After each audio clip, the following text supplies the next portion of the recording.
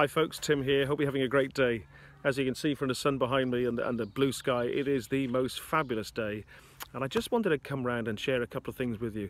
I'm on my travels this week.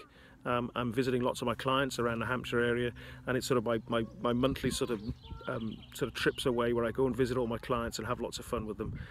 And a number of things have come up in the last couple of days, and I just wanted to share them with you because I think they're really important for all business owners, and I think they'd be worthwhile thinking about. And the three things I want to talk about are staff, time and money. The three things in your business that probably cause you the most hassle and which, you know, give you the sleepless nights. And I just wanted to share a couple of things with you and a couple of ideas of how to help you really, because those three things seem to crop up on a regular basis. So the first thing I want to talk about is staff. I'm always amazed by how challenging sometimes staff can be. I shouldn't be. I've worked with staff and I've managed staff and employed staff myself, but the truth is that staff are a challenge and you have to love them and nurture them and look after them and indeed manage them out of the business sometimes, because, you know, one bad apple can ruin the whole thing for everybody. But the truth of the matter is that you have to invest in staff. You have to invest in their coaching and their training and their time to make them feel valued and to make them feel part of the team, and indeed to make them feel as though they can do a good job, because there's nothing worse than being a member of staff and thinking that I can't do my job because I haven't been trained properly to do it. And I think too many business owners just take new staff on and expect them to learn by osmosis what they expected of them and how to do things without a proper induction and training program in place. And if you're having problems with staff, both with a bad attitude and things, it's quite possible that, you know, there's something going on at home or there's something going on in the business that's not quite right. I did a number of emails recently about change management and how people are affected by seemingly minor changes, but even just a change of desk or change of office can seem like a really big thing for staff, and yet they're not managed, their expectations aren't managed, they're not brought into the process to become involved.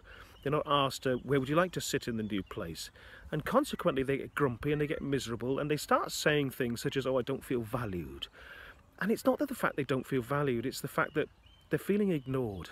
And sometimes, you know, I think investing time and effort and managing and leading your team correctly is the right way of going about it. That you're not there to be their friend. You're there to manage them. They're there to come to work. You can be friendly and you can be helpful, but they're not there to be their friend.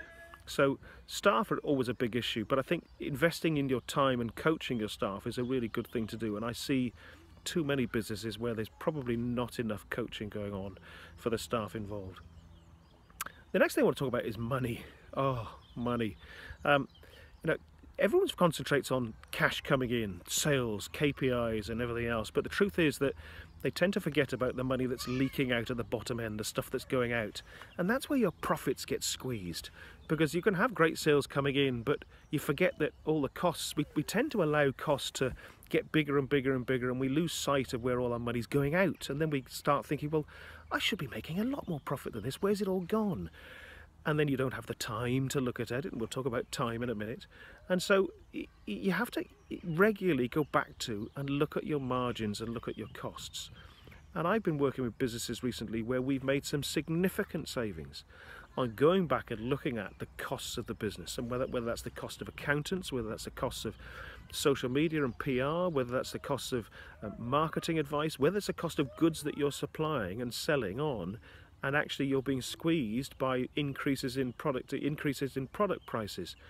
And you know, sometimes you've got to do what the big supermarkets do and go back to suppliers and say, hey guys, I can't take another price increase here. You're going to have to accept a cut to your margin too, because my margins have been squeezed too much now, or I'm going to look around for another supplier. And in cases where we've done that, we've made some significant savings for people where we've gone to new suppliers, and the new suppliers have come in with a better quality product, in fact, and delivering much better margin for the business that I'm working with. So don't be afraid to go back and talk to suppliers. Don't be afraid to make sure that the money, the great money and effort you're spending in bringing the sales into your business doesn't just get wiped away by going down the drain with too much going out of the business the other end. So make some time to have a look at your figures. You should be looking at your monthly profit and loss every month. You should be checking your figures against a budget. It's very easy then to look at the budget and say, how on earth are we spending this much this month? What have we spent the money on? And you can delve in very quickly in a set of accounts and say, well, either that's a one-off, okay, that's fine, I accept that, or wow, that's expensive, I need to go and have a look at that. Because too much money and too much profit is being wasted, and it's all those little 40, 50, 100, 200 pounds that is going out, which add up to 2, 3, 4,000 pounds a month. That's a lot of money that you can save in profit terms if you check and keep hold of your costs. So managing your costs is as important about managing your sales, i.e. the money coming in. I hope that makes sense. And the final thing I want to talk about is time. Everybody tells me they haven't got enough time. And I'm sorry guys, but it's rubbish. It's bullshit. Time is a process of prioritization. If you give things the priority they deserve and the priority that you think they should be given, you'll make the time to get the stuff done. And here's the thing I want to get through to. A promise to yourself is as important as a promise to anybody else. Let me just say that again, because this is really, really important. A promise made to yourself is as important as a promise you make to anybody else. Otherwise, it's just self-delusional. So if you make a promise to get something done by Friday in your business because it's really important and you know it's really important, get it done. Don't pretend that on Friday it's not important, because it was bloody important on Monday and important enough for you to give it that priority. And that means stop doing the stuff that's not the #1 priority. Again, I work with clients sometimes and we agree to do something and I phone up and we have a chat and I say, how's it going with this, that and the other? And they say, oh, I haven't quite got around to doing it.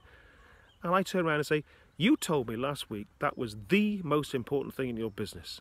Has anything changed? Well, no, it hasn't changed. It's still the most important thing. Well, if it's the most important thing, why haven't you done it? So, prioritization. Get stuff done. Stop bubbling around doing other stuff when you should be doing the important stuff. Give yourself a list of priorities. A list of A's, a list of things that have to get done. A list of B's that I'll get round to doing them when I get my A's done. A list of C's that you'll probably never get round to doing. But that's okay, because if you get the A's and B's done, your business will grow. I hope that makes sense. I'm just looking forward to the most fabulous day here. I'm having lots of fun with one other client of mine. I couldn't ask for a better day. I hope you're having a great week and I look forward to talking again soon. Take care. Bye for now. Bye.